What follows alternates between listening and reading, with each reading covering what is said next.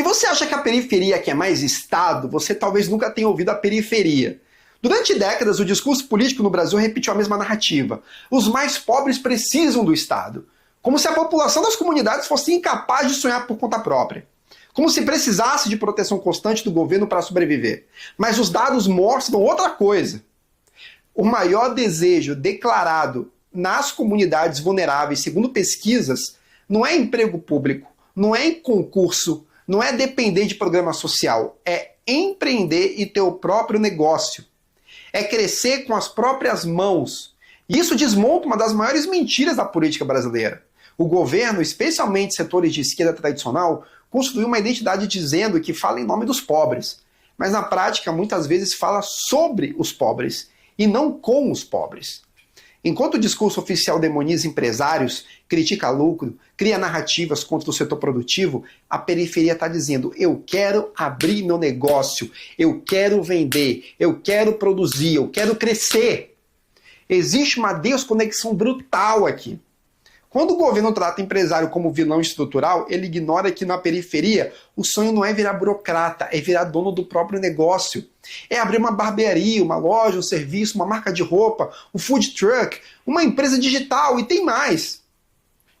Quando perguntado sobre prioridades, o que aparece com força não é mais Estado, é segurança, direito de ir e vir, menos violência, policiamento eficaz e respeitoso. O que a periferia pede é o básico que o Estado deveria garantir: segurança jurídica e física para trabalhar. Não é paternalismo, é liberdade. Mas o discurso político ficou preso numa lógica ideológica da década de 80. Uma visão que enxerga o pobre como dependente estrutural do Estado. Uma visão que precisa da pobreza para justificar sua própria existência. E isso é muito perigoso.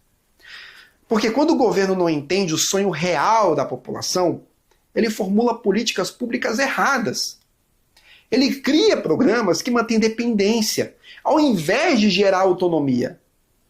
O melhor programa social da história não foi um benefício, foi um trabalho. Riqueza circulando, pequenos negócios crescendo, dignidade construída com esforço próprio. Mas para isso acontecer, o ambiente precisa permitir. Precisa de menos burocracia sufocante, precisa de menos carga tributária absurda, precisa de menos discurso hostil contra quem produz.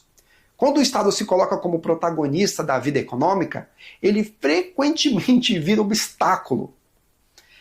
E aqui entra o ponto mais profundo. A classe política brasileira, de modo geral, perdeu a capacidade de escutar a base real da sociedade.